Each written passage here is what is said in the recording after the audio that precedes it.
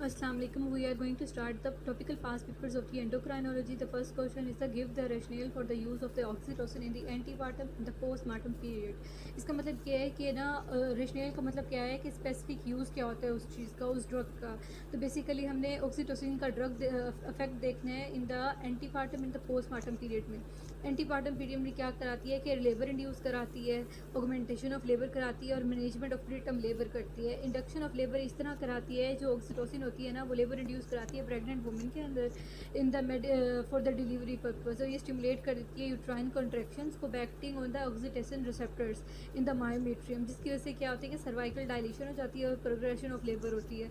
Augmentation of labour किस तरह कराती है कि ना लेबर जो प्रोग्रेस कर रही होती है स्लोली और उसकी कॉन्ट्रैक्शन होती है ना डिक्वेट होती है, तो ऑक्सीटोसिन उसकी कॉन्ट्रैक्शंस बढ़ा देती है, जिसकी वजह से होती है लेबर फैसिलिटेट हो जाती है. मैनेजमेंट ऑफ प्रीटर्म लेबर में ये होता है कि ये ऑक्सीटोसिन जो होती है वो मैनेजमेंट ऑफ प्रीटर्म लेबर में यूज़ होती है. इसमें कॉन्ट्रैक्शंस जो होते हैं वो इफेक्टिव होती हैं इन केसेस में, और जो where early delivery is inevitable, जहाँ पे ना मतलब कि अर्ली डिलीवरी पॉसिबल नहीं होती ना, वहाँ पे ये कॉन्ट्रैक्शंस को ना इंक्रीज़ करा के डिलीवरी करा देती है. जो पोस्टमार्टम यूजेज ऑक्सीटोसिन की ये होती हैं कि ये ना बेसिकली ये prevention and treatment of the postmortem haemorrhage में यूज़ होता है. यदि ऑक्सीटोसिन जो होता है ना वो ना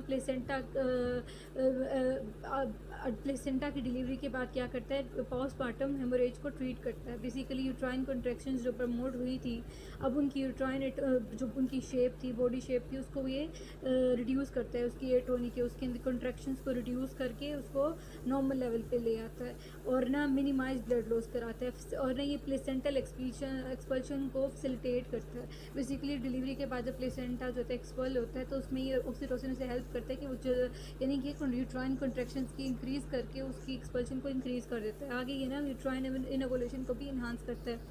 ऑक्सीटोसिन बेसिकली क्या करता है, इंड्यूस करता है लेबर और ना ये प्रिवेंट और मैनेज करता है पोस्टमार्टम हेमोरेज को by promoting the effective uterine contractions. Second question है write on the mechanism of action and adverse effects of thioamides. Thioamides कौन से होते हैं, बेसिकली थायोमाइड्स जो होते हैं प्रोपाइल थायोरेसल मेथिमाजोल वगैरह होते हैं. अब इनके मैकेनिज्म ऑफ एक्शन भी पूछा हुआ है, एडवर्स इफेक्ट्स भी. मैकेनिज्म ऑफ एक्शन ये होता है कि ये ना बेसिकली हाइपरथायरॉयडिज्म की ट्रीटमेंट में यूज़ होती हैं और ना ये इनहिबिट कर देती हैं थायराइड हार्मोन की सिंथेसिस को. ठीक है, तो ये इनहिबिशन कराएंगी थायराइड पेरोक्साइड को. थायोमाइड्स जो होती हैं वो थायराइड पेरोक्साइड को जो ब्लॉक करती हैं, तो क्या होती है आयोडीनेशन ऑफ टायरोसिन जो होती है वो कम हो जाती है थायरोग्लोबुलिन के अंदर. ठीक है, तो T4 जो बेसिकली ना सिंथेसिस ऑफ थायराइड हार्मोन जो T4 एंड T3 है ना, ये उसके लिए बहुत ज़्यादा इंपॉर्टेंट स्टेप होता है. जब इंजाइम ही इनहिबिट हो गया तो बेसिकली फिर थायराइड हार्मोन्स भी नहीं बनेंगे. तो बेसिकली थायोमाइड्स जो होती है वो आयोडोटायरोसिन्स की कपलिंग को इनहिबिट करती है और डिक्रीज़ करती है thyroid hormone production.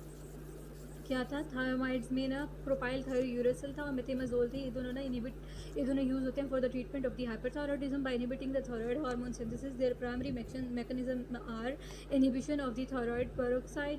Basically thioamides block कर देते हैं थायराइड पेरोक्साइड को, जो कि एसेंशियल होता है for the iodination of the tyrosine residues in the thyroglobulin protein molecules. वहाँ पे क्या होता है कि ये स्टेप एसेंशियल होता है for the production of the thyroid hormones T3 and T4 by inhibiting the enzyme thioamides prevent the coupling of the iodotyrosines, जो कि जिस वजह से क्या होता है reduce in the production of the thyroid hormones. फिर आता है इनहिबिशन ऑफ द पेरिफेरल कन्वेयन, मतलब कि प्रोपाइल थायोयूरेसिल जो होता है वो पार्शली इनहिबिट कर देता है पेरिफेरल कन्वेयन of T4 to T3, the more active form of thyroid hormone. T4 जो होती है T3 जो होती है मोर एक्टिव फॉर्म होती है एज कम्पेयर टू T4. तो प्रोपाइल थायोयूरेसिल जो होती है इसकी पेरिफेरल कन्वेयन को भी इनहिबिट कर देता है. इस वजह से क्या होता है कि बॉडी के अंदर थायराइड हार्मोनल एक्टिविटी जो है वो डिक्रीज़ कर जाती है. बेसिकली हमने क्या पढ़ा कि propyl thiouracil partially inhibits the peripheral कन्वेयन of the T4 to T3, the more effective form of thyroid hormones, the further reduces the level of the active thyroid hormone in the body. अब adverse effects क्या हैं इसके, common adverse propyl थायोरेसिल्स की क्या होते हैं, थायोमाइड्स की एडवर्स इफेक्ट्स क्या हैं.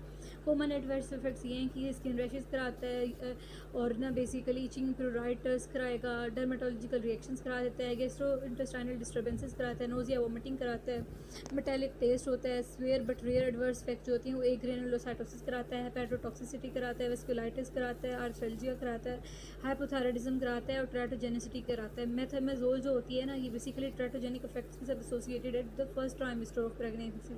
तो ये क्या है, ये कंजेंटल मैलफॉर्मेशंस करा देती हैं लाइक एप्लेजिया और ना बेसिकली इसोफेजियल एट्रेजिया करा देते हैं. आगे का था मिडिल एज में वुमेन है, कंप्लेन है वेट लॉस की और डिक्रीज़ करता है एपिटाइट है कॉन्स्टिपेशन है, लिथार्जी है, फटीक है। ऑन एग्जामिनेशन हमने क्या देखा, वो पेल है, उसका पफी फेस है, उसके अंदर ना डीप टेंडन रिफ्लेक्स जो है वो डिक्रीज़ है। इन्वेस्टिगेशन ने रिवेल किया कि लेवल ऑफ T3 और T4 कम है और एलिवेटेड लेवल ऑफ TSH है, जिसकी वजह से हमें पता चला कि हाइपोथायराइडिज्म है। अब वो कहते हैं कि हमें इसी कौन सी ड्रग देनी है, उसका मैकेनिज्म ऑफ एक्शन और reverse effects based on the symptoms describe था। जो हम इसे मेडिसिन देंगे वो कौन सी है, बेसिकली लीवोथायरोक्सिन। लीवोथायरोक्सिन जो होती है हाइपरथायराइडिज्म में यूज़ होती है। Drug of choice for the hypothyroidism is the levothyroxine. अब मैकेनिज्म ऑफ एक्शन इसका ये है कि लीवोथायरोक्सिन जो होती है ये synthetic form of thyroid hormone T4 होती है। अभी लीवोथायरोक्सिन T4 कन्वर्ट कर देती है इन ट्राइडोथायरोनिन यानी T3 के अंदर पेरिफेरल टिश्यूज। तो T3 होती है ये मोर active form of thyroid hormone होती है। जब ये T3 रिसेप्टर अपना ये रिसेप्टर्स के साथ बाइंड कर जाती है।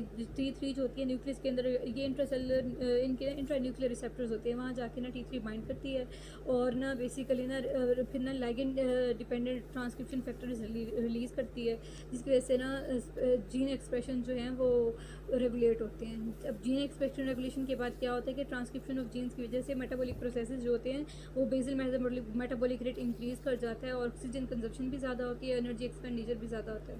मेटाबॉलिक इफेक्ट्स ये हैं कि वो बेसिकली प्रोटीन सिंथेसिस को बढ़ा देगा, ग्लूकोनियोजेनेसिस को बढ़ा देगा, लाइपोलिसिस को बढ़ा देगा और इसके अलावा थर्मोजेनेसिस कराएगा, जिसकी वजह से क्या होता है ये सारे फैक्टर्स जो हैं हाइपोथायराइडिज्म में देख रहे हैं। हमने बेसिकली क्या पढ़ा कि वुमेन के अंदर T3 T4 का लेवल कम था और एलिवेटेड लेवल ऑफ TSH था। तो ड्रग ऑफ चॉइस जो हाइपोथायराइडिज्म में है वो लीवोथायरोक्सिन है।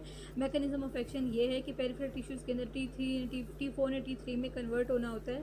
तो बेसिकली जब T4 T3 में कन्वर्ट हो जाता है तो T3 न्यूक्लियस के अंदर चला जाता है, वहाँ पे रिसेप्टर्स मोलिक्यूल्स प्रेजेंट होते हैं, इंटरसेलुलर रिसेप्टर्स, वो उसके साथ बाइंड कर जाते हैं और रेगुलेट करते हैं एक्सप्रेशन ऑफ द जीन को, स्पेसिफिक जीन्स को। फिर वहाँ पे क्या होता है कि बेसिकली ना वो जब हार्मोन रिसेप्टर कॉम्प्लेक्स होता है वो ट्रांसक्रिप्शन ऑफ जीन्स करा देगा जो मेटाबॉलिक रेट्स को बढ़ा देंगे और बॉडी के अंदर इंक्रीज बेसल मेटाबॉलिक रेट हो जाएगा और इनहेंस्ड ऑक्सीजन कंजप्शन होगी और ओवरऑल एनर्जी एक्सपेंडिचर भी बढ़ जाएगा और मेटाबॉलिक इफेक्ट्स भी उसके इंक्रीज़ करेंगे, थर्मोजेनेसिस कराएगा। एडवर्स इफेक्ट्स ये हैं लीवोथायरोक्सिन अगर हम एक्सेस अमाउंट में लें तो ये हाइपरथायराइडिज्म करा सकता है, कार्डिक इश्यूज़ करा सकता है, वेट लॉस करा सकता है, ट्रेमर्स करा सकता है, नर्वसनेस करा सकता है, इंसोमिया करा सकता है, हीट इंटॉलरेंस एंड स्वेटिंग करा सकता है, ऑस्टियोपोरोसिस करा सकता है, मेंस्ट्रुअल इरेगुलरिटीज़ करा सकता है। अब हम इन सबको बारी बारी देख लेते हैं। अगर हम लीवोथायरोक्सिन एक्सेस में लें तो if levothyroxine is taken in excessive amounts it can lead to the symptoms of the hyperthyroidism due to the over stimulation of metabolism. Adverse effects include cardiac issues, tachycardia, palpitation, arrhythmias and even angina और myocardial infarction in those with underlying heart condition. Weight loss में क्या होता है कि unintended and possibly unhealthy weight loss despite an increased appetite. Tremors and nervousness में आते हैं कि fine tremors and symptoms of anxiety और नर्वसनेस में डेवलप। इंसोमिया में कहते हैं कि difficulty sleeping due to the increase metabolic rate. Heat intolerance and sweating में क्या होता है कि पेशेंट्स में feel excessively warm and sweat more than usual. Osteoporosis में long term over use can lead to the reduce body bone density and increase the risk of fracture. Menstrual irregularities में होता है कि women may experience the changes in their menstrual cycle including the amenorrhea or heavy periods. अब एक question number 4 ये है कि a 24-year-old patient receiving the medication for hyperthyroidism develops the rash, pruritus, fever, diarrhea, bitter taste in mouth and feel anxiety. Which antithyroid drug is most likely to have caused these symptoms? Explain the mechanism of action. तो basically जो इन symptoms को cause कराती है वो propyl थायोरेसिल और मेथिमाजोल है। The antithyroid drugs that most commonly used cause these symptoms rash, pruritus, fever, diarrhea, bitter taste in mouth and anxiety is propyl thiazole और मेथिमाजोल। अब ये जो प्राइमरी ड्रग्स होती हैं for the treatment of hyperthyroidism, hypothyroidism में लीवोथायरोक्सिन use हो रही थी, हाइपरथायराइडिज्म में प्रोपाइल थायोरेस और मेथिमाजोल यूज़ हो रही है। तो मेथिमाजोल जो होती है ये कॉमनली एसोसिएटेड होती है बिटर टेस्ट के साथ और रैशेस करा देती है और ना बेसिकली इसका मैकेनिज्म ऑफ एक्शन ये होता है कि इनिबिशन करा देती है थायराइड हार्मोन सिंथेसिस की। मेथिमाजोल जो होती है इनिबिट कर देती है थायराइड पैरोक्साइड को। अब जो एंजाइम है ना जो कि आयोडीनेशन ऑफ टायरोसिन के थायरोग्लोबुलिन प्रोटीन मॉलिक्यूल्स के अंदर जो कि टायरोसिन के आयोडीनेशन कराता है एंजाइम उसको ये इनिबिट कर देगी और ना बेसिकली ये स्टेप इंसेंशियल होता है फॉर द कन्वेयन of T4 to T3। Prevention of hormone production basically methimazole जो होती है थायराइड पैरोक्साइड को जो है ब्लॉक कर देती है, तो कपलिंग ऑफ आयोडो टायरोसिन जो होती हैं ब्लॉक हो जाती हैं और बेसिकली T4 T3 में कन्वर्ट नहीं होता। अब इसकी वजह से क्या होता है कि थायराइड हार्मोन्स की प्रोडक्शन भी कम होती है और वो T4 T3 में भी कम नहीं होता। अब डिलेड ऑनसेट ऑफ एक्शन, ये ड्रग्स जो होती हैं रिलीज परफॉर्म थायराइड हार्मोन अब मेथिमाजोल को जो है वो प्रेफर किया जाता है over the propyl thiouracil due to the longer half life. और जो बेसिकली ना इसके अलावा बो ड्रग्स के मैकेनिज्म ऑफ एक्शन सेम है, लेकिन इनकी साइड इफेक्ट्स जो है वो डिफर करते हैं। What is the role of the beta blockers in hyperthyroidism? Hyperthyroidism beta blockers ये करते हैं कि सिम्टम्स को मैनेज करते हैं, जो शिवरिंग वगैरह होती है उसको कम कर देते हैं। In hyperthyroidism beta blockers are primarily used to manage the symptoms. Beta blockers such as propranolol are effective therapeutic adjuncts in the hyperthyroidism, primarily to control the tachycardia, hypertension, and the atrial fibrillation. These drugs reduce the severity of the symptoms such as tremors, palpitation, and anxiety.